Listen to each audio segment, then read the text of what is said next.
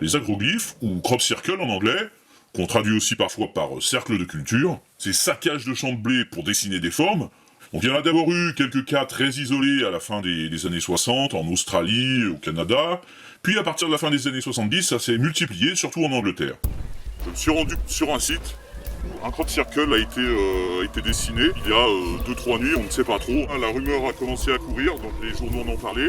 Voilà une vue aérienne de ce crop circle. Alors il a été découvert le 10 juin 2018 dans la matinée. France 3 est venu quelques jours après. Ce n'est pas la première fois qu'un cercle de culture apparaît en Moselle-Est. Ce qui fait que le cercle a attiré beaucoup de monde qui venait se ressourcer, chacun à sa manière. Alors je vous propose d'écouter un montage de tout ce qui a pu se dire dans ce crop circle ces jours-là. Pour respecter l'anonymat des gens, ils sont floutés ou bien ils sont cadrés sans qu'on voit leur visage. Non, mais vu l'énergie que je ressens, pour moi, il n'est pas fait par des gens. C'est des êtres de l'au-delà. C'est humain, c'est fait avec des planches, une corde au cou et puis il marche dessus. C'est une équipe qui fait ça, d'après il faut un truc autour. Mais bon, ça met quand même du temps. Oui, mais dites-moi, qu'est-ce qu'ils ont croyez pas intérêt de faire ça? Pour faire tuer les gens. Dans tous les cas, moi je te dis que c'est pas fait avec des planches.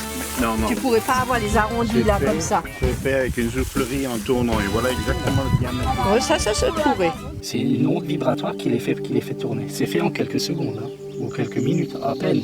Les scientifiques l'ont prouvé, l'homme ne peut pas le reproduire. C'est irreproductible par l'homme parce que les énergies changent, les rayons scalaires changent, les magnétismes terrestres changent à cet endroit. Vraiment, je mesurais l'énergie ici.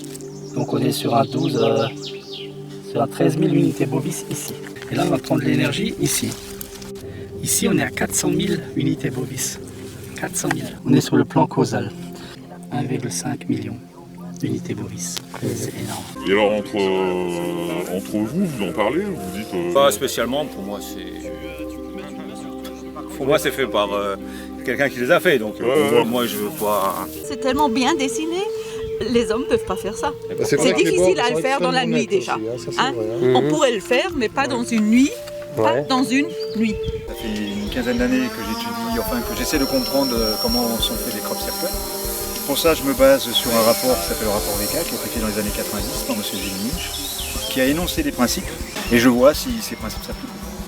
Pour pouvoir accéder là-bas, puisqu'il n'y avait pas encore les cercles, ils ont dû marcher dans les blés, et normalement on doit trouver ce qu'on appelle le sentier caché, c'est-à-dire des blés couchés dans ce sens-là, sur la largeur d'un pas, et puis si on soulève, on voit bien ici le sentier caché.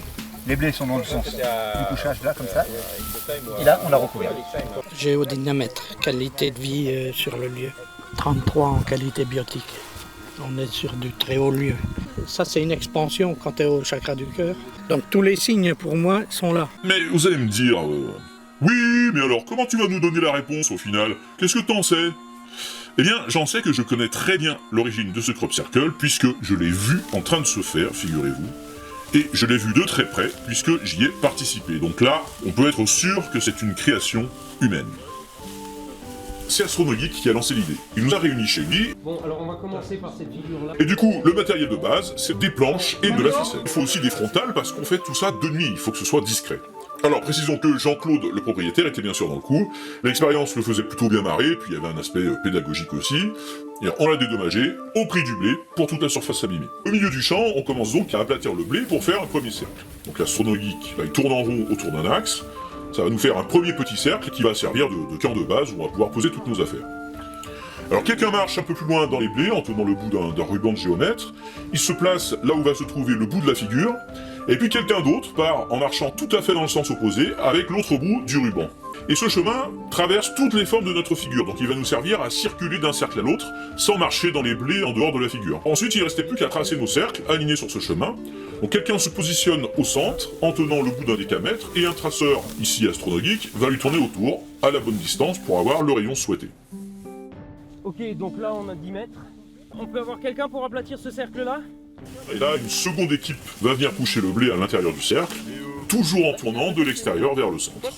Mais bien sûr, c'est une expérience à vocation pédagogique, et on vous déconseille de le faire, parce que les agriculteurs ne font pas du blé pour qu'on le gaspille. Alors j'en entends déjà qui disent oui, et alors ça prouve rien votre truc, c'est pas parce que celui-là c'est une création humaine que tous les crop circles sont des créations humaines, et je répondrai, bien d'accord, raisonnement rigoureux. Par contre, ce que cette expérience nous a montré, c'est que tous ceux qui sont arrivés avec des méthodes diverses et variées, principalement basées sur leur ressenti, et qui ont fait des mesures avec leur baguette, leur pendu ou la paume de leur main, à base de bovie ou de quotient de qualité biotique, et qui nous ont dit avec un bel aplomb qu'ils étaient à 100% certains que ce crop circle n'était pas d'origine humaine, eh ben tous ces gens nous ont raconté des fables. Alors peut-être qu'ils étaient convaincus de ce qu'ils nous ont dit, ça je sais pas ce qui les a poussés à raconter des choses fausses, on va pas leur faire de procès d'intention, mais en tout cas, ils ont fait la preuve que leurs méthodes ne sont pas fiables. Chacun est libre de croire en ce qu'il veut. Néanmoins, sur ce sujet des crops, vous avez des gens qui vous vendent des bouquins, des conférences, et qui organisent par exemple des voyages payants de découverte des crop circles en Angleterre. Et moi, comme d'habitude, dès qu'il commence à y avoir des gens qui en font payer d'autres pour exploiter leurs croyances, eh ben je me méfie, surtout quand on s'aperçoit que ces personnes sont capables de vous raconter des choses complètement fausses tout en restant droit dans leurs bottes.